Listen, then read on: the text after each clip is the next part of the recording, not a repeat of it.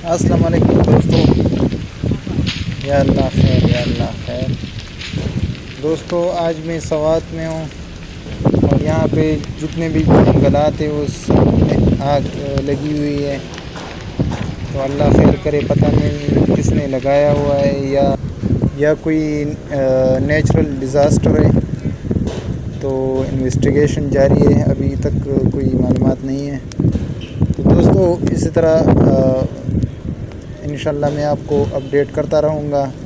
लेकिन friends channel को ज़रूर सब्सक्राइब कर लें और दुआ करें कि अल्लाह ताला खूब बारिश कर दें ताकि ये हुस्न सवात के जो हुस्न है ये बरक़रार रहें। तो प्लीज़ फ्रेंड्स वीडियो को लाइक करें और चैनल को सब्सक्राइब कर लें। तो आइए वीडियो देखते हैं।